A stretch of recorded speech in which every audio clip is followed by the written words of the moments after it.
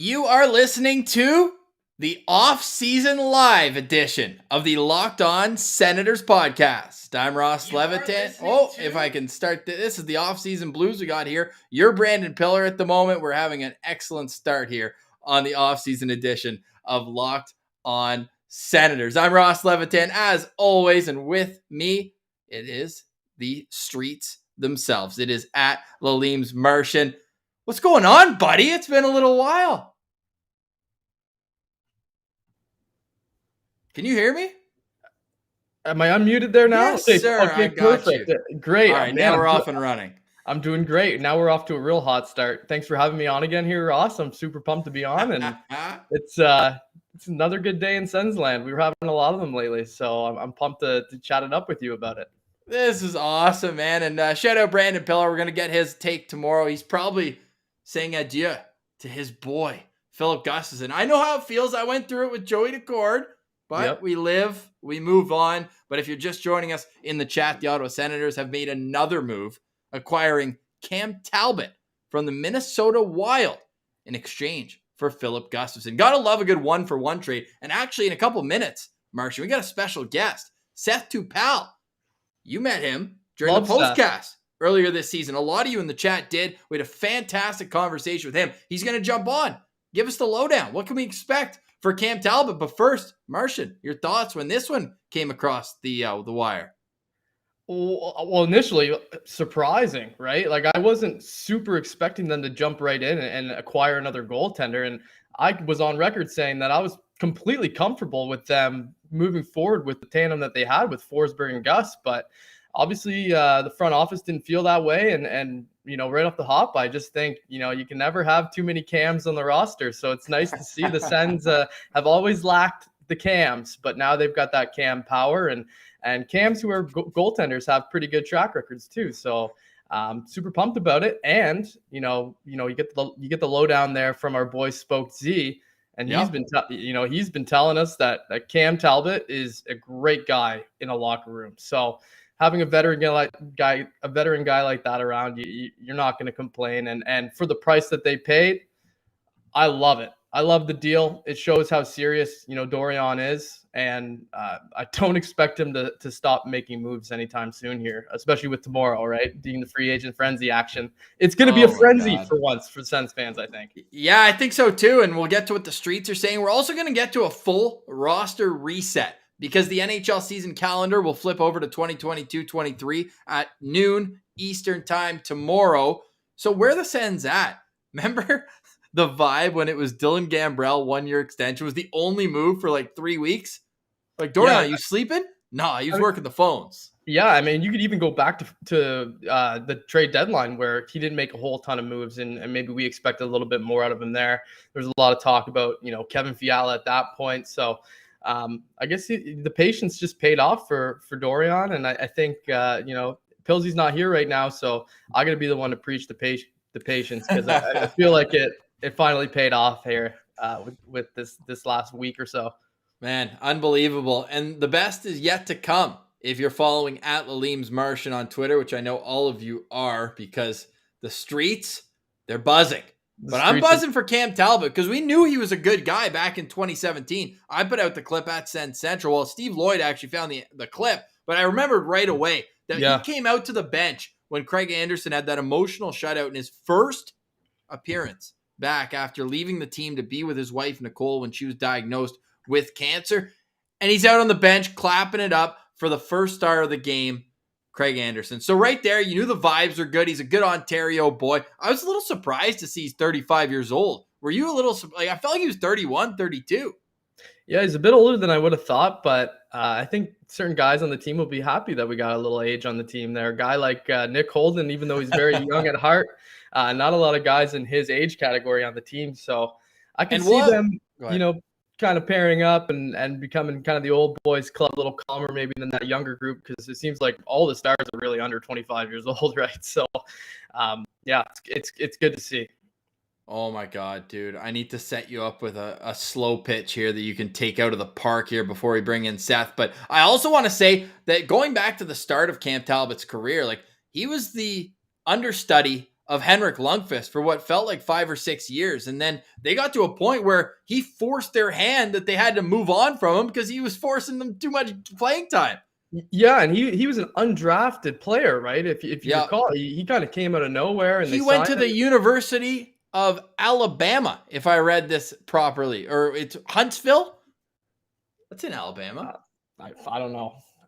Let's Don't find test out me right here. here. We're doing it live, Ross. You can test me when we're not live. The University of Alabama, Huntsville. He went there for not 1, not 2, but 3 seasons. And then he played 5 parts of 5 seasons in the American Hockey League. Like, this is a story of perseverance when it comes to Cam Talbot. 6'4", just under 200 pounds. Now, I'm sure Seth, he's getting itching to come in, and Spoke Z is right here. But before we get to that, and I think Seth will appreciate this, I'm setting this up on a tee. Can you read this for me, Martian? I need you to read this for me right now. No. Oh, yes. Yes, please. Let me read this. Okay, this is a tweet from world-renowned reporter from the Ottawa Sens. Award winner, Don Brennan. Okay, I haven't read this in advance. So, very tough trusting center's evaluation of goalies. They've made Murray one of the top paid in the NHL, then traded him while retaining salary for FC that could be a pile of pucks. Now they're forced to move Gustavsson, who they once called their goalie of the future, for a 35-year-old. If you are looking for a tweet that's going to age poorly, look no further, ladies and gentlemen, than Don Brennan at SunDonnieB. Talk about aging poorly. Oh, man. Don Brennan, never in doubt, coming in with some salt. Now, we're going to go from salt to sugar as we bring in Seth Dupaul, host of Locked On Wild, great friend of the show. Absolute beauty. Seth, how you feeling about this trade, brother? You know, I think the big thing to come away with this trade is the fact that Bill Guerin is not going to blink for anybody. And we knew that before. We know that more now. And so, you know, it's a little bit of a shock to see it happen. But, boy, I think Bill Guerin set the Wild up for some intriguing possibilities come free agency. Martian, you got any questions about Cam Talbot? I just quizzed Seth, and that's going to be a separate video we post here on the Locked On Senators YouTube page and over at Locked On Wild. But as a Sens fan, speak for the people in the chat. 261 people in the chat. You absolutely love to see it. Like, speak for them in terms of wondering what the heck are we getting here? Yeah, I mean, hey Seth, nice to see you again. First of all, by the way, good to see you, man. Looking good. Yeah, I mean, as a Sens fan, I don't think, you know, when he was in Edmonton, we probably caught a lot of wind of what his game was all about.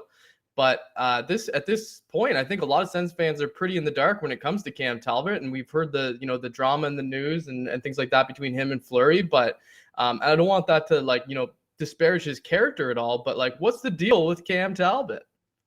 Well, I think the whole thing stemmed from a little bit of frustration as to how the playoffs unfolded between these two. Before I go further, shout out Spoke Z. What's up, bud? Obviously, Talbot's numbers down the stretch, fantastic. 13-0-3 was his final 16 starts, even after Fleury was acquired by the Minnesota Wild at the trade deadline. And so there was hope that Talbot would be the one that would get the game 1 start against the Blues. It didn't work out that way. It ended up being Marc-Andre Fleury. They brought Talbot in for the final game of this series. Series was done by that point. It was too late. And so he was not super happy about that at all. And that's when this whole thing started. Obviously, bringing in Marc-Andre Fleury at the trade deadline was the all-in move.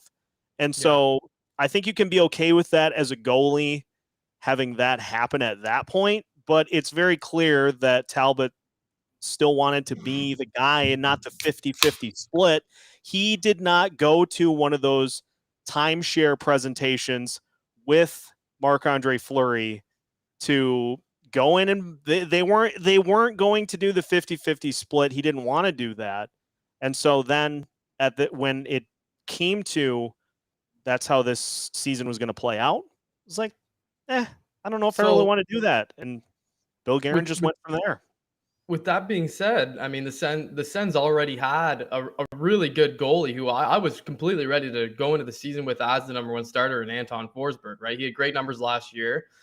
I was fully expecting him to get the king share of the starts this year. Now with Talbot coming in, is Talbot going to be okay with? I mean, it's not going to be a hugely different scenario, I don't think, unless something crazy happens in camp where they're just like, Talbot's the number one guy. I'm expecting probably like around a 60-40 split between those two guys, and I don't know which way it'll go, right? So, what's on him coming into this team? And do you think that he thinks that the opportunity is going to be? I mean, do you think it's going to be better for him here in Ottawa, or is he going to maybe become unhappy now that he's got Forsberg to compete with? Well, I would imagine he'd have to be okay with the opportunity for it to be anything more than 50-50. With him and Fleury, that line was drawn. And so if he plays well this season, he has the opportunity to pull a few of those starts like he did with Kaapo Kähkönen as the backup. That was more of a 60-40. Now, obviously, Kaapo Kähkönen, he kind of fell apart when he went to the Sharks. But at the same time, Talbot did pull some starts away from him. And so this represents an opportunity for him to do the same thing. If it doesn't work out that way, he is going into the final year of his deal. And so he'll have an opportunity to get something else come free agency after this season. But it represents an opportunity for him to try to elevate it above just a 50-50 split. Yeah, that makes sense. Yeah, so it's going to be probably more of an opportunity for him here than it would be in Minnesota. That's great. Ross? Oh, boys, I'm just fired up. We got a goalie-friendly show. Ross is running around grabbing drinks. Man, I literally got home, walked right into this room, fired up as a goalie-friendly show. Tomorrow's episode 600 of Locked On Senators, and we're having back-to-back episodes talking about goalie trades. Like, fire me up, would you? Got a little gym smash on the way. Ladies bringing fall home for a nice little dinner. Taking a phone call there real quick. But I got a lot of takes to get off my chest about Filip Gustavsson because I haven't made it a secret over the last few years that he's not my guy. He's not my guy. I mean, I was partial to Joey Daccord, maybe the most likable goalie in pro hockey right now. So I would have been happy to see him go for nothing to Seattle last year. Now, our good friend Ben, who I'm not going to finish that name, Marsh knows exactly what I'm talking about over in Saskatchewan. He wrote to me on Twitter and said, "You going to get a reigning all-star for Joey Daccord at any point in his career?" And the answer is probably not. I was telling Seth, though, in our conversation, like, this seems like a win-win because I think with a fresh scenery, it might do Filip Gustavsson well because to me, and I told Seth this as well, like, how many times did you look up and it was 2-0 5 minutes into the game? Well, with Filip Gustavsson, whether it's in Belleville or Ottawa. There are games where he's lights out. His post-to-post mobility is unbelievable. But, man, there's some times where it was painful to watch. Yeah. Oh, definitely. Yeah. I mean, I really, like, 2 years ago when he was playing, he was really looking like the young stud, right? And then that whole, the expansion draft happened and they protected him. I'm like, that's probably not the wrong move. I was for it because, he was the one who was getting the opportunity that season. He was the one who was making stuff happen. And they really had no choice but to protect him and let Daccord go in that expansion draft. So I don't know. I don't know what the first goals in the the beginning of the game kind of thing, because Seth might have something to say about Cam Talbot kind of doing the same thing, right, Seth? If I recall correctly, last time we had you on that postcast, the postcasts are a little blurry sometimes, but I remember you saying that he's known for letting in 1 or 2 weak ones a game. Yeah, he usually lets in a couple friendlies, I guess is probably the best way to put that. But, I wonder, too, from the Gustavsson angle, if him going to an organization where he doesn't have to be the guy, because Jesper Wallsted's going to be the franchise goalie for this team. So going to a spot where he doesn't necessarily have to be that and can just kind of grow and build, obviously going to be able to learn from Marc-Andre Fleury, which is pretty appealing for a young goalie. So I wonder if a little less pressure here in Minnesota is going to help him kind of elevate his performance as opposed to where he was, where it's like, yeah, we're hoping that you're the franchise goalie for this team going forward. There was a point where he was called the goalie of the future in Ottawa. When they got him in 2018, he was fresh off winning goalie of the tournament at the World Juniors. He led them to a silver medal. If it weren't for a late second tip in front by Drake Batherson of all people, they probably win gold in that tournament with Eric Brandstrom and all. But with Philip Gustavsson, it was just so up and down his time with the Senators. I was also telling Seth, Cam, that he played every single season in Belleville. He played at least one game for them in their entire franchise's history. Like, that to me is crazy. And if Brandon Pillar was here, first thing Pillsy would say is the Sens kind of screwed Philip Gustavsson, not allowing him to get his feet solidified in one spot. It was up and down. It was sit on the bench for a week. It was go down, play 2 games, then come back up and get a spot start on the road and get lit up there. There was just no ability for him to get his confidence in a consistent basis. So I think that going to learn, and I think it was Noah Spence here that put out, like, there is no doubt that learning under Marc-Andre Fleury, a guy who he went to 2 training camps with in Pittsburgh before being moved to Ottawa, he is just going to be the perfect mentor going forward. Yeah, Martian, where are you at with Gus? Like, are you a little sad to see him go at 24 years old? I'm not overly sad to see him go. I was hoping to maybe see a little bit more of him before they kind of, I guess you could say they gave up on him, but they did do him dirty last year. There's no doubt about it. Like, with him going up and down, like you said, and not getting consistent starts on either side, right? He's not getting consistent starts in Belleville in the AHL or in Ottawa. So he didn't really get the opportunity that he probably deserved as the guy that they decided was the goalie of the future, the protected, son of the net. But I think Wild fans should be excited because they got rid of that controversy that was going on between Talbot and Fleury. And I think that Gustavsson still has a lot to go here. He's still super young. He's got lots of NHL experience for a goalie that age, and he will comfortably, sit behind that Minnesota, defensive squad and probably look pretty good. He's big and he's athletic. And he makes incredible saves, but he's got a lot to learn still. But I think he will be a solid goalie one day. So, Martian, I was trying to remember the exact story. What was it in Gus's debut? He went to the bench, like his hand fell asleep. What was that whole thing? Right, yeah, it might happen his first game in Minnesota if he gets a little nervous. Apparently, he's got some sort of like nervous system condition where he loses feeling in his extremities. So in his hands and sometimes his feet, I guess they'll swell up on him and he'll completely lose feeling. Obviously, not ideal for a goalie to not be able to feel where his hands are. But it didn't seem to affect him that game either because as far as I remember, he got the win. So yeah, he did. Man, he was unbelievable. Seth, like, if you want to really fire up Minnesota Wild fans, just go to YouTube, and I'm sure there'll be some sort of highlight reel in the lockout shortened season. He was 9-1-2, I want to say, down the stretch. Like, his numbers were unbelievable on a not great team. I think he had a .930 save percentage on the season. It was top 5 in the NHL, but this season it was like, I think, didn't he lose his first 7 or 8 starts, Martian? Like, it was a long time before he got his first win this year.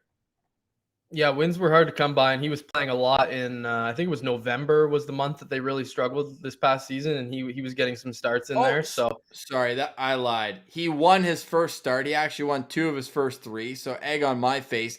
After the overtime loss in Minnesota to start November, he went 1-10 in his next 11 games. Like, that's going to take away any confidence that a young goalie has. Well, and I feel like the losing feeling thing, he obviously has gotten to the NHL level. He knows how to deal with it. Just tape the stick to his pads. He'll be fine. Oh, yeah. Yeah, that'll work. Oh, man. This is a lot of fun, man. I'm surprised at the numbers here, and it's great to see because this just shows, like, Sens fans have just been waiting for action, anything. As I was saying before you came on, Seth, like, the only news that Ottawa got for a 3-week period after the season, and we knew there would be changes, is re-signing a depth forward in Dylan Gambrell, a guy they acquired for a 7th-round pick in the middle of next season. So you just look at what's gone on from the Colin White 1/3 buyout to open up flexibility to then being able to move Matt Murray to going out and getting Alex DeBrincat. And you know what? Before we let you go, I want to ask you about Alex DeBrincat because you're a guy who got to see a lot of him over the last couple of years, especially in the COVID season when you're playing the same division over and over again. What is it like when your team's going up against a guy like Alex DeBrincat? Well, for the Wild, it worked out pretty well because we kicked the Blackhawks. Cam Talbot in that. It was Cam Talbot. Hey, there it is. Spin zone. So that was an interesting decision to see Chicago just go full sail, except for Patty Kane, full sail, clean house. But the thing that I love about this the most is that it gives the Wild some options in free agency to go after Evgeny Malkin. Question mark? Did he sign him for $4 million? We're gonna have to move a couple of things, a couple other contracts, and I mean, if anybody can get it done, Bill Guerin can.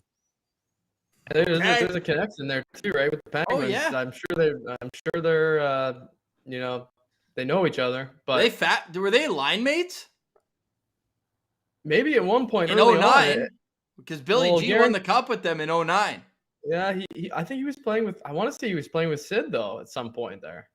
If it does happen, I want full credit given to Alex Micheletti, one of the regular Locked On Wild contributors, because he's been on that bus for like a week. No way. You're not setting your sights at Johnny Hockey. Johnny Gaudreau, breaking news here. If anyone hasn't seen it in the stream, will be testing free agency. I don't think that's much of a surprise as it drew out in the last little while. And you want to take a gander at where he's going? Ooh, well, Philly can't figure it out, so I'm going to eliminate them. Got to be the Devils, right? Yeah. I look out for the Hurricanes.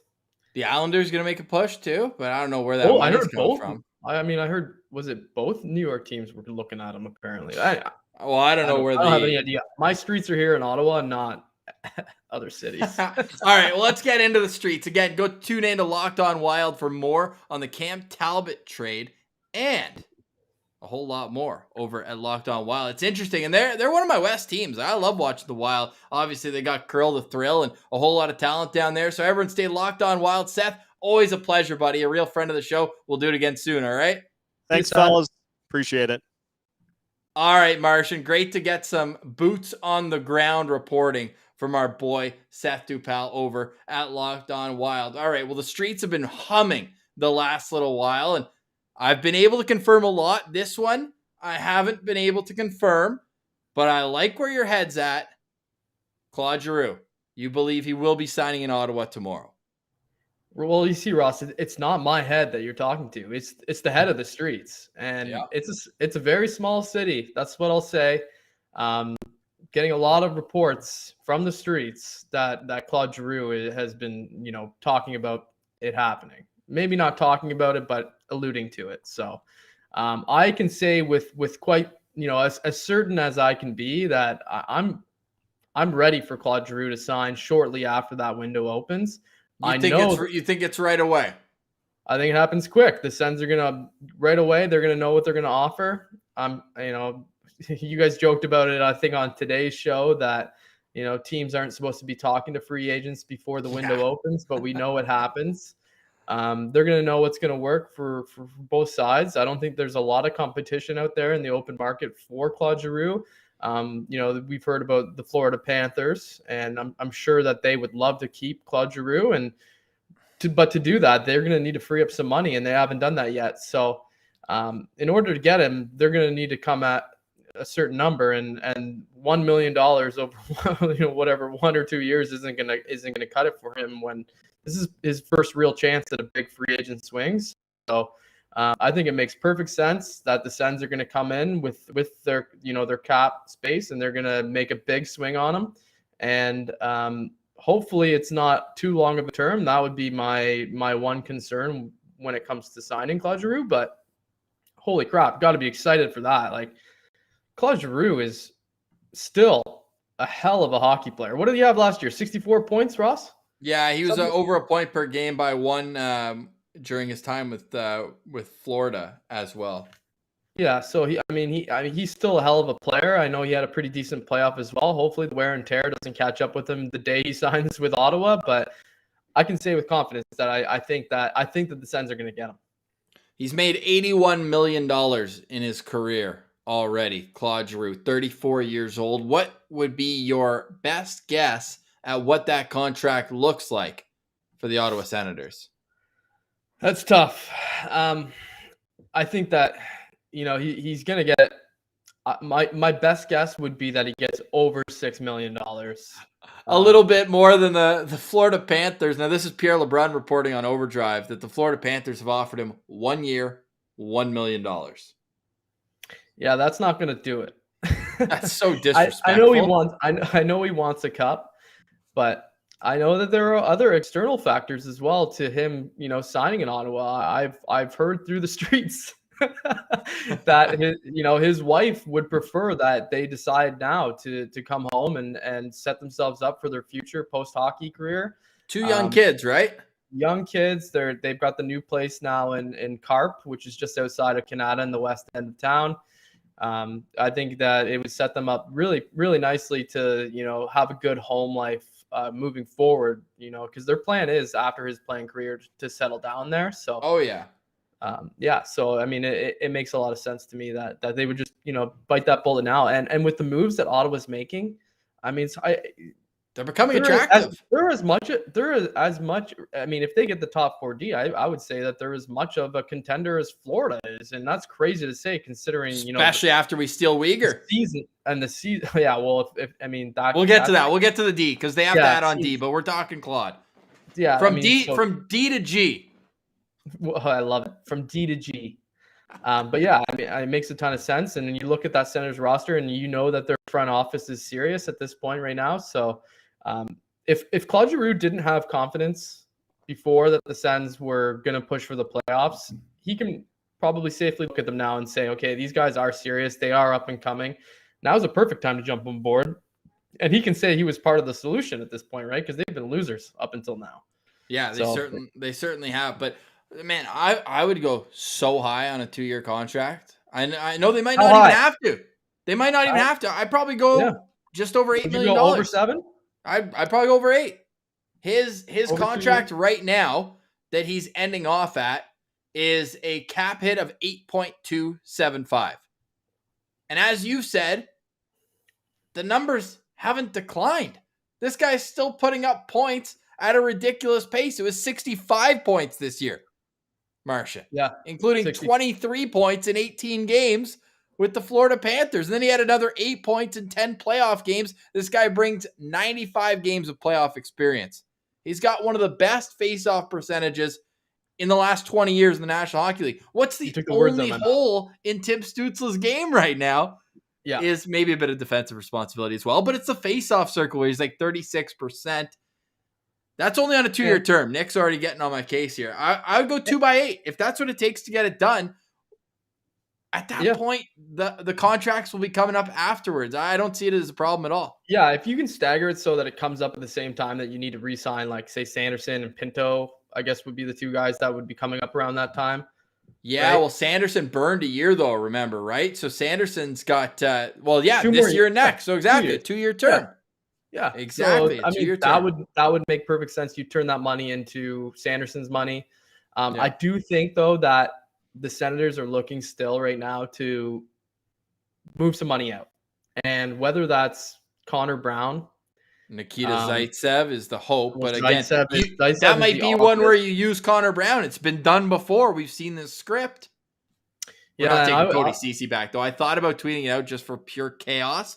If I was going to tweet out saying that imagine they send, because Edmonton's been rumored to be interested. Edmonton's been rumored to be interested in Connor Brown. Imagine they're like, hey, we'll do Connor Brown and Nikita Zaitsev for Cody Ceci. Ross, don't do that to the people. They don't want to hear that. Oh my God. Actually, funny side story real quick. Like, I went and saw Connor McDavid came with the Erie Otters when he played for, when he played for Erie. He was 16 at the time, but he was playing with Connor Brown. Yeah. Me and one of my buddies who was a Leafs fan, we went to go see Connor McDavid because we wanted to be able to say that we saw him when he was 16. Right. And my Leafs friend, of course, knew that Connor Brown was a prospect of the Leafs. And so we go and watch this. Connor was all over the ice. He was fantastic, but he didn't get any points. Connor Brown, 4-point night that night. No way. Yeah, it was pretty funny. Like, led the way. David, it was the Brown show. Led the way. Okay, so I have to run for literally 20 seconds, but I'm gonna tee you up with this question. What are you gonna do? I'm gonna tee you up with a question. All right. I'm gonna tee you up with a question.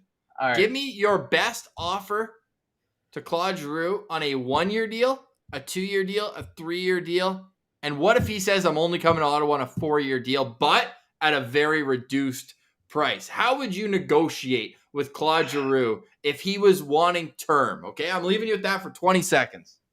Okay. Just so everybody knows, I'm so bad at this. I can't guess contracts. I'm the worst at it. But if I'm looking at, as Ross stated the question, a 1-year deal for Claude Giroux, which I think would be extremely unlikely, I would go very high dollar value, of course.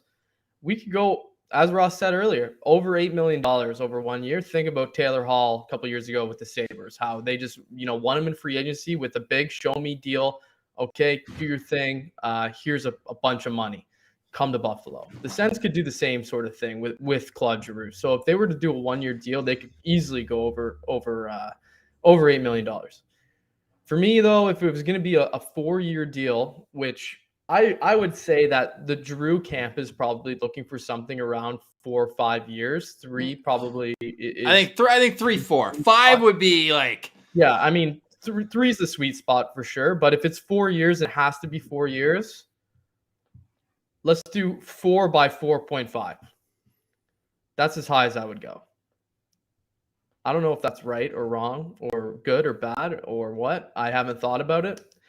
I'm really looking at that 2 to 3 year deal as probably where it's going to land. I could easily see 3 million or 3 years being the deal. Any other I numbers? Could listen to Martian talk numbers all day. Yeah. No, you couldn't. No, you couldn't. That's awesome. Hey, Jim's got a good point here. The 35 plus contract buyout. I don't know, Jim, is that the same as under 25 where it's a 1/3 buyout? I think there's less of a penalty if you buy out a guy who's that old. Nice one, Drew. I'm not putting that up. That's a nice one right there. Okay, so Claude Giroux, obviously the ace in the hole, as it is for free agency when it opens tomorrow at noon. That to say, let's do a little reset here with a roster for the Ottawa Senators. So going into next season, goaltending is set, right? They're going into training camp with a 36-year-old Cam Talbot, 35. He'll be 35 the whole year. Just turned it. Same birthday as my dad. Shout out, July 5th. So he just turned 35, making 3.6, but $3 million in real money. He's going to be with Anton Forsberg, who's making 2.75 on the cap. I think it's 2.5 in real money. So you're set up in goal pretty well there.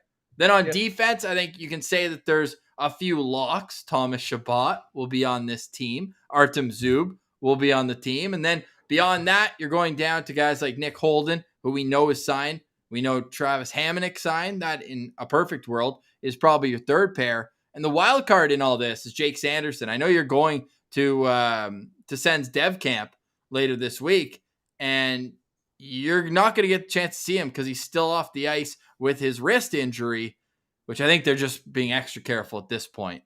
But how do you see this decor shaking out? Because Eric Brandstrom's still here on a one-way contract. There's still Nikita Zaitsev, who is still here. And we got to pour one out too, because I know you're always boys with Michael Del Zotto. That's news we didn't even get to today because they came over the top with the Cam Talbot trade. But Michael Del Zotto has been bought out as well to add a little extra flexibility to the roster. Yeah, a quick note on Del Zotto. I actually felt like they were going to maybe keep him around just for camp at least, or something to add that competitiveness, because he's got a bit of a fire under his butt too right now. But obviously not a huge loss there on the ice. I think off the ice he's probably a better dude than he was on the ice. But when it comes to that decor, you said Sanderson was the wild card. To me, it's definitely Eric Brandstrom. And he is now basically locked into the third pair because he's not going to play second pair with Sanderson on the right side. That's just not going to happen in DJ Smith's world. For all the Brandstrom truthers out there, buckle up, because I wouldn't be surprised to see Eric Brandstrom be the odd man out. When you said it, if you're looking at the third pair, you got Holden and Hamonic. Is that who it's going to be?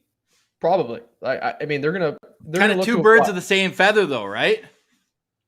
Yeah, but they're just two, veteran defensemen who can lock it down for 12 minutes a game, no problem. They can do that. I'm confident in that, and they're gonna get the lighter matchups. They're just gonna be responsible and not get scored on, and that's all you need out of a third pair, to me. Okay, we got a great question here. Action that. I'm gonna pull it up in just 2 seconds, but first, I want to get to Ron's point here. He thinks that the Sens need to add another goalie to play with Sogard in Belleville in case there's an injury.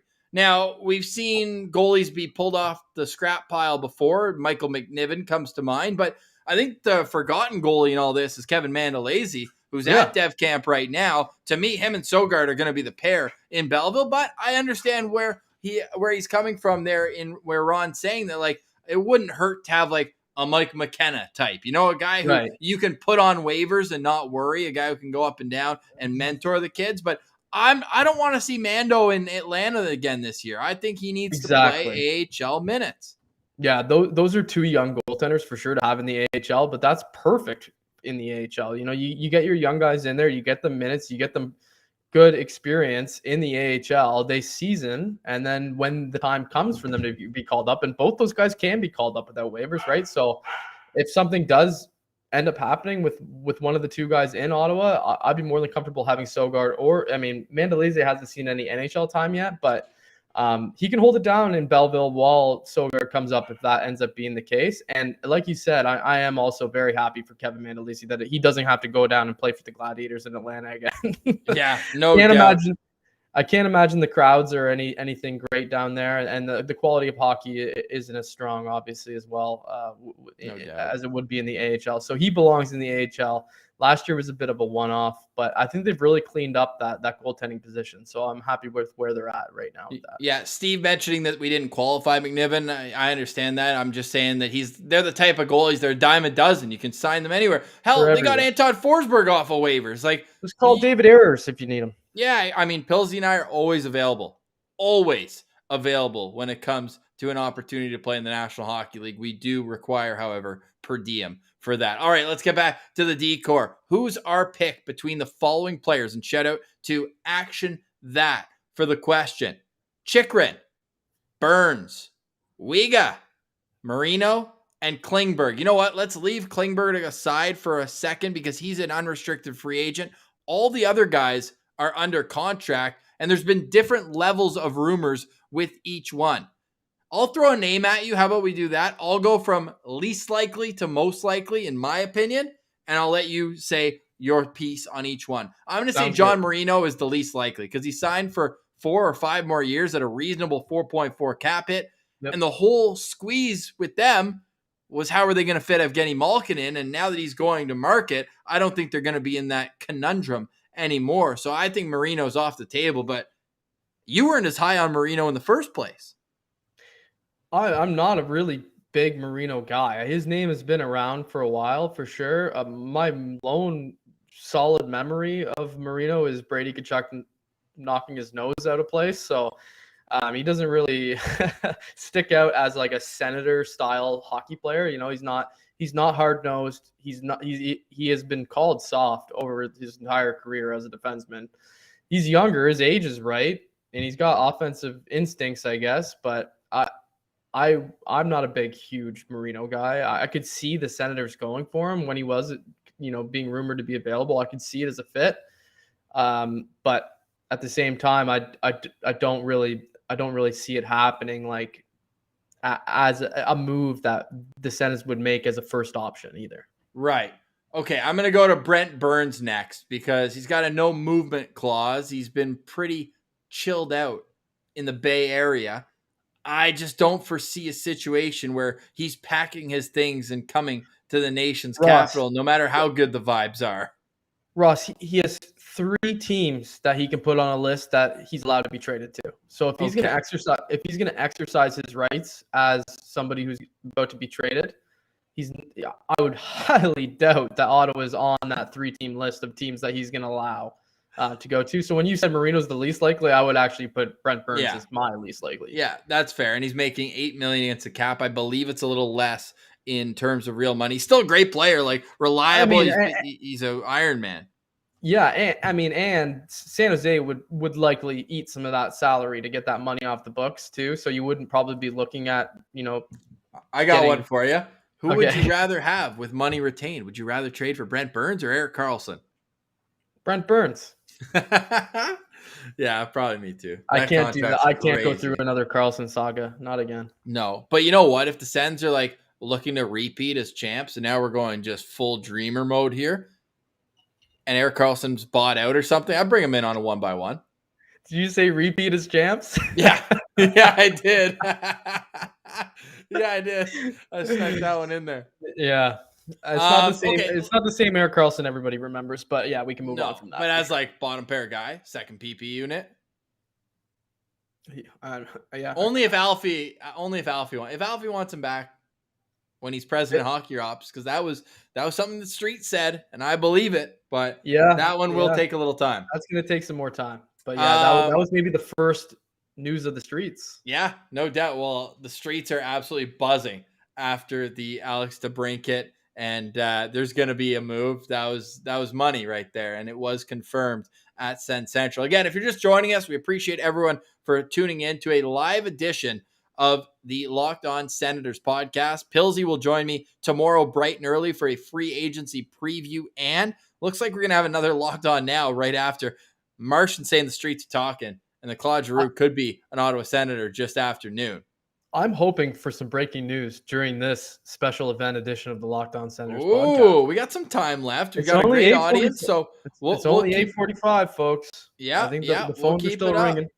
Absolutely. Okay, let's talk about these two guys, because I think they're the ones who Sens fans are most attached to, and they both have connections to the city of Ottawa. Jacob Chychrun has I know, a cottage here. I think his dad's from here, but again, he was born in Florida while his dad was playing for the Florida Panthers, but he's got a connection to the city of Ottawa. But the real beauty is Mackenzie Wieger too. Like that video that I resurfaced today, like that's all time. Like how many guys in the National Hockey League would walk around a rainy Ottawa just saying the vibes are immaculate in my head, there's not a cloud in the sky. That's Ross, the guy I want in this squad. It was minus 35 that day. I recall. I'm pretty sure he was the only guy from that Florida Panthers team who took a step outside. Yeah, when they didn't have to. Shout out to the Panthers for staying downtown, though. Yeah, absolutely. Usually they're up at the Brook Street. Yeah, usually the Brook Street's the place that they end up going. But I mean, some teams I think opt for the downtown option, just for to get a more of a city for the immaculate vibes. I mean, if you have a day off the next day and you're not flying out that night, then might as well stay downtown and try to hit a nicer, restaurant than the Three Brewers in the Centrum. Oh yeah, 100%. I'm scrolling all the way up. This is all right. Awesome. The chat's going crazy, and we absolutely appreciate it. Which one of those guys would you rather? Now you got term with Jacob Chychrun, 3 years left or 4 with Chychrun. I know that I want to say it's 3. Okay, well, yes, but there's 3 years left. This is an unbelievable contract. 4.6 against the cap. He's making $4 million this year, 4.4 next year, 5.4 because he got a $1 million signing bonus in each of the next 2 seasons. So then he's making 4 this year, 5 next year, 7 in the final year of that contract, and a no trade clause. 10 teams starting next season. So he has no ability right now to say where his next stop's going to be. And that, to me, is pretty intriguing. The fact that he's signed there for 3 more years at 4.6 cap hit. Wieger, meanwhile, is only signed for this upcoming season, and then he's an unrestricted free agent. Right. But again, being an Ottawa guy, you hope that maybe they could work out an extension. The the key here is that they can't give him an extension. Nobody can until tomorrow. So you say you're waiting for the phones to ring. If there is going to be an extension, it would have to be tomorrow when the NHL calendar changes to next year. But based on play and contract, who would you prefer the Senators to target? To me, and the only reason I'm saying this is there's two reasons why Mackenzie Wieger is my choice between the two. Mackenzie Wieger naturally plays the right side. He's a right shot. So that to me is natural because you don't have to move either Sanderson or Chychrun in that case because you're not going to put Chychrun on your third pairing on the left side. That's just not going to happen. So for him to come to Ottawa, you would want to have him in a spot where he is, playing important minutes and high minutes. And so to do that, you would have to bump one of Chabot or Sanderson to the right side, which I don't see happening. So then it becomes Chychrun, who apparently can play the right side, but we know how DJ Smith feels about that. And he for the most part, plays the left side. So to me, the natural fit, just because of the position, would be Mackenzie Wieger. Mm-hmm. Now, also, I would say that unless somehow Dorion can, pull the wool over the eyes of the Arizona Coyotes and get Jacob Chychrun for an incredible deal, he's going to be more expensive here, who's coming up as a UFA as well. So to me, the fit to me would be Mackenzie Wieger for those two reasons. But I mean, if you get one of them, you can't go wrong. That's a huge acquisition either way with either of those guys. They're both studs. They're both kind of in that right age range. I know Wieger's a bit older, but I mean, Chychrun would be perfect. But I mean, even with Wieger, ending in a worst case scenario, he doesn't want to re-sign in Ottawa, which I could see as also less likely because he's from here. I could see him wanting to stick around, but if he doesn't want to stay, then he comes up, and then you got JBD and Lassie Thompson waiting in the wings after next season. That's probably perfect timing for one of those guys to make the jump too. So Mac Wieger to me makes sense. Just sounds like he should be from Boston though, eh? Mackenzie Wieger. Mac Wieger. Great story. I think it was Chiklis that had it, but when Noel Acciari went to Florida, they pranked him about what number. He's like, no, I've played more games than you. Unreal story there. But when it comes to Mackenzie Wieger, got him. Yeah, being a right shot does, I think, really benefit what Ottawa's looking to do. And you already kind of covered the fact that DJ Smith doesn't like having guys play on their offside. But from what I heard from the few Arizona Coyotes fans that watch him all the time, he played his best hockey on the right side. So maybe it is something, because we've heard rumblings like Darren Dreger's been on it that the Sens are kicking tires on him. So it's not like we're reaching into left field here to say, oh, it would be a fit. Let's make it happen and dream as though we're talking about a Sens repeat. Like this is a real concrete insider report that the Ottawa Senators have kicked tires. Now, if I'm Arizona, and I've already just had how many picks they have in the first 2 rounds this year? It was ridiculous. Like, you would need to blow them away with an offer to get him out of there, I think. Like, otherwise he'd be gone by now. Yeah, and this is an asset that I don't think that the Sens are married to right now at this current moment, but their first-round pick next year could, I'm glad you just brought that up, because I was just saying, Davey Wright official, good friend of the show, always commenting. We appreciate that, Davey. How do you feel about this? Should the 2023 first rounder be untouchable? It depends on what they're going to get for it. I don't think it's untouchable. No, I think that they have so many good prospects who are potential future NHLers that there's not enough room for all these guys. Protect that shit. No, that's not what I'm doing, right? I'm reading the comments. Sorry, guys. That's the comment I was reading. These are the streets. Yeah, that whoever your source is incorrect, buddy. That's tough. Did you see Olivia Melnick's got a public Instagram? She's like, great time at the draft, and it's like, man, keep killing it. They're doing an awesome job. Can't say it enough. Okay, so the 2023 though, I mean, I got some takes on this. Like, it is supposed to be the best draft that we've seen in the last decade. The top 10 is pretty much loaded. The guy who I get to see here in Winnipeg, Zach Benson, stud. Absolute stud. And he's ranked 7th on these lists. He's ridiculous. I thought he was better than Savoy and Geeky two guys who went in the top 11 this year. I think he's better than him as a 16-year-old this year. So I don't know. I'm sure it's a stacked draft, but I'm over it. I'm over drafts. Man. I know. I can't do top 64 about it. I can't even anymore. At this point. I can't look at it, but I don't expect the Sens to be if they're in the top 10 of the draft again next year. This whole year has been a complete failure, and we will probably be the most miserable people in the world by then. Yeah. So I do not expect them to be that low in the draft. I don't expect them. This is crazy, but if they get this top 4 defenseman and say they sign Claude Giroux, they're not going to be a lottery team. They're going to be in the playoffs. So but we've seen this before, and Ottawa's fallen victim to it. San Jose's fallen victim to it both times. You're going to bring up Duchesne, right? And Carlson. What a different makeup of a team, though, when you look at it. Like, I know this team is growing. What if it's I have a good buddy Max, and he buys himself a Good Life membership, but he doesn't go, and he calls it his fat tax that he has to feel bad about it. So it's almost like you give up the pick, and then if you suck, that's the price you paid. You don't get that pick because you were supposed to be good. So Ottawa's just going to pay the fat tax if they're not good and just move the pick. Let's go. If you have a chance to get Mackenzie Wieger, because they're going to want that pick. They haven't drafted in the first round in the last 2 years. They got the Sam Reinhart deal. They gave up another first, not for Giroux, but they gave up Ben Sherratt. Jeez, that's a story for another day. But they need draft picks.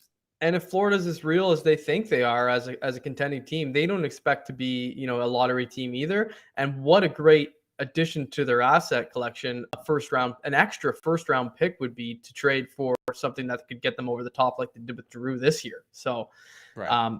If the ask is a first round pick and you're getting Mackenzie Wieger, pull the trigger. I say Mackenzie Wieger for Connor Brown, Eric Brandstrom, and a first round pick. Do you do that trade? That's a lot. That's a lot. I don't know Florida's cap situation perfectly. I know that they offered Giroux $1 million. That's their cap situation. Yeah, so they're moving Wieger's money out and they're replacing it with Connor Brown. True. That's what true. And then they're going to get probably Brandstrom at 1.2 or whatever his qualifying offer or whatever his 1 year deal he's probably going to get is going to be, right? So yeah. I don't see that as being the trade, but if that is what it takes to get it done, I'm not attached to Eric Brandstrom. I don't think he's an important part of the team. Connor Brown is coming up as a UFA, as is Wieger. I would make that deal. I would make that deal, but I don't think it would take that much. I know, and that's fair. I don't think it would take that much. The same thing. Yeah, it wouldn't take that much. This is such a fun conversation. If they can do it again without giving up an actual player asset, that's crazy to me. Yeah. Because they've kept the entire cupboards intact to this point, and fans are extremely happy about the things that they're adding.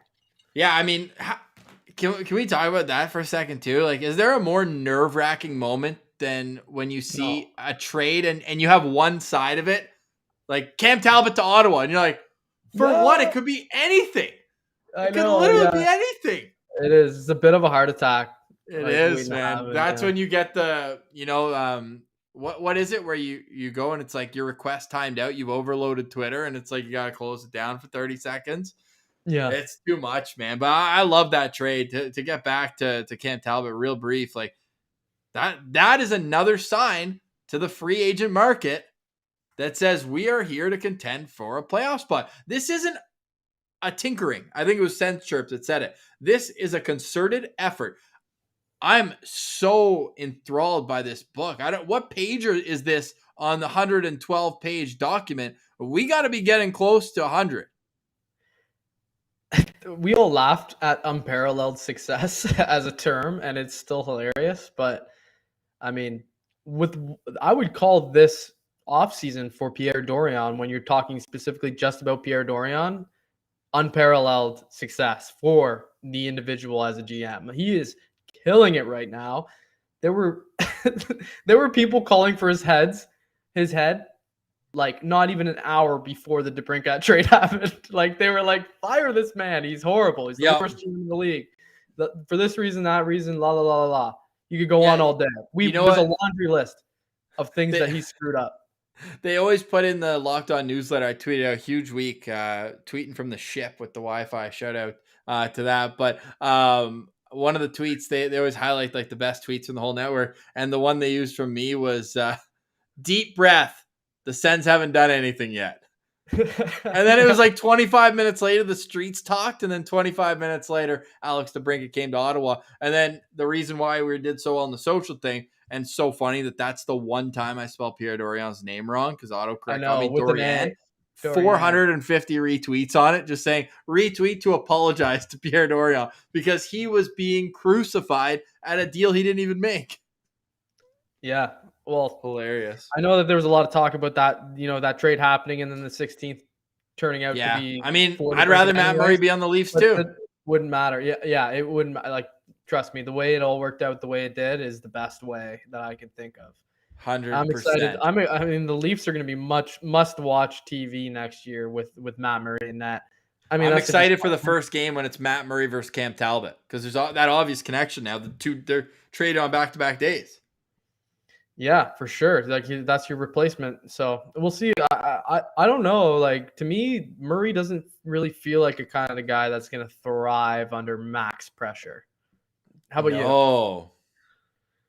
He's going to be in a pressure cooker all year long. It's going to be mentally draining. I don't know if he's got it. Matt is reporting to us on Twitter that Mackenzie Wieger is currently boots on the ground in Ottawa. So just like Claude Giroux, just make the quick drive down to the CTC. Bring a pen just in case. He's from here. So yeah. Logan puts up, we got the tweet here or the message here. What would you be willing to give up to get out of Zaitsev's contract? What are you thinking here? I mean, they've paid the $2 million bonus already. So what's he sitting at now for actual money? 2.5 this year and 2.5 this year. And I'll pull up next season as well. Next season is $2 million signing bonus and 2.5 salary. So right now you're looking at still having to pay math guy, $7 million of Nikita Zaitsev, and he does have a 10-team no trade list. I can't believe that he has a no trade list. He must be one of the few guys on the Ottawa team. This is the worst contract maybe in NHL history. Signed by that was the Matt Murray. That was the Matt Murray contract. No, dude. First 3 years. So before he came to Ottawa, he came to Ottawa, he got a $3 million signing bonus in each of the first 3 seasons. Yeah, that's bonkers. So to give him up, if it's just him for one asset, I mean, it's probably going to be a second round pick or something. 3rd or 2nd round pick is my guess. I mean, everyone's overvalued what these contracts go for. Like, I bought into it for a second too, where it's like, oh, you got to give up a good prospect. No, it's only the Leafs that had to give up a 1st round pick to get rid of Patrick Marleau because they were right up against the cap. Sens aren't up against the cap. They just want to move the money. Yeah. Say for instance, okay, Ross, here's a scenario. I hate doing this, but it's whatever. We're here. If you got to give up Zaitsev to Arizona and you got to tack on one prospect. True. Sorry, just saying Gretzky. The worst contract ever was David Clarkson. Also, so let's say Arizona says, okay, we want Zach Ostapchuk. Let's say it's Zach Ostapchuk to take Zaitsev. Do you do it? Yeah, probably. Okay, what about JBD? Probably, yeah. Are they getting if we're getting a defenseman like Wieger or Chychrun in this dream situation? No, I'm just talking about just dumping Zaitsev. Right, but in a separate move. Oh, yeah. Okay, forget that. Right, because you can only play 6 defensemen at once, and it's going to be Lassie or JBD eventually. Yeah, I was just talking as an isolated incident, as an isolated trade. Your goal is to get rid of Nikita Zaitsev. Yeah, I'd probably say no. I'd probably say no on JBD. I'd probably draw the line there. He's a 1st round pick. He's a guy who you've developed for a number of years, both at North Dakota, but then also in your system now. He's going into his 3rd year pro. So, yeah, I'd probably say no to JVD. But with Zach Ostapchuk, he's had a nice playoff. But at the same time, how many guys are you going to put in this lineup? Yeah, the average age of their top 6 right now, and we can say this now because we know tomorrow it might rise a little bit. Yeah. But if Formanton is staying in his spot, and then DeBrincat on the other side, the average age of their top 6 is 22 and a half years old. That's absolutely insane. 22 and a half years old. They're top 6, and we're talking about how they are putting themselves into a spot where they could be a playoff team. Not a contender yet, but a playoff team. And 3 of them are on long-term deals, and Stützle is going to be on a long-term deal, and we'll see what happens with if it ends up being Giroux on the other side. Then, heck yeah, man, we're talking here. We're cooking with oil. The Sens are just. I'm excited for the season to begin. It's going to be Conal, and I'm fun. apologizing if I say the name wrong. He says the highest that he would go is Roby Jarventi. Yeah, that's an intriguing name because I mean you've seen him in Belleville and you've claimed that he's a big body. Right? Yeah, dude, seeing him in Manitoba those 2 games they played there, I was got shocked. That baby face and that monster body, like he looks like he's still growing. But again, are him and Igor ever going to play in Ottawa at the same time? That's the thing. There's no room. There's basically no room. That's crazy, man. You need to have a stopgap guy on that second line, and I think that's where like Giroux would be perfect, right? Because if you can say you sign Giroux for 2 or 3 years, and then by the time that's done, one of those other young guys is gonna be ready. Yeah, 100%. So I mean, there's a lot of intrigue here coming up in terms of what the Ottawa Senators are gonna do. We're gonna wrap up here in a couple minutes, but I just want to end off with: is there any undercover name? We've talked so much about Claude Giroux, but is there any other name that you're looking at when free agency opens that you say this could be the guy if they either lose out on Giroux or maybe even in addition to Claude Giroux? Here's one for you guys, and this is as per the streets, okay? So this is just grain of salt info, but keep your eyes on John Klingberg, okay? Free agent defenseman. How old is John? I don't even know how old he is. But 29. If they don't, and he's going to be looking for a long-term deal. Okay, that's known. So, and he's going to get paid. This guy's going to make upwards of 6.5 probably in free agency, I would guess. So keep your eyes on John Klingberg as a potential backup option if this Giroux thing doesn't end up happening. I know it's a different position, but this is a free agent splash. You know that the Sens are going to make a free agent splash. So I'm just throwing that name out there as a potential. If you don't want to give up the assets it's going to take to get a Wieger or a Chychrun, and you can make it work dollars wise under the cap to get a guy like Klingberg on a deal that you like, that is a name that I would be keeping my eyes on for sure. Well, we don't have to wait much longer, man. It's coming right up. I know we've got not too many. What is it? 15, 16 hours to go until that window opens, and it's going to be exciting. I'm actually going to pop into the development camp action probably tomorrow as well. Well, yeah, we're going to get boots on the ground report. So, I mean, we can leave it with a tease on that we're going to get a live call in from you over at the Bell Sensplex. So that's going to be awesome, man. Last time you were there, we were having a couple wobblies. Yeah, a couple wobblies for sure. I've got a 6:30 a.m. tea time, and then I'm heading straight from the links to the rink. So it's going to be a nice little morning. Be nice. We've got LOSP is going to be dropping, I would say, around 11 a.m. is our goal here. And then if anything happens after that, we'll jump on live before I go to work. And then if not, Pillsy will get you a quick reaction there. But we appreciate everyone for joining us. And I feel like this is just a sign of things to come here. Once the roster gets all finalized, we'll do another live, if not even before, because this was a ton of fun. Martian, any last words before we go off? Nope, just go Sens go, baby. Go Sens go. The vibes are immaculate, not a cloud in the sky. For @Laleem's Martian, who you better be following on Twitter, I'm Ross Levitan. You can find me at Ross Levitan, and the show is at Sens Central. We'll be back tomorrow with the Locked On Senators podcast. For more, head over to Twitter. And then you can follow the boys at Laleem's Martian and at Sens Central.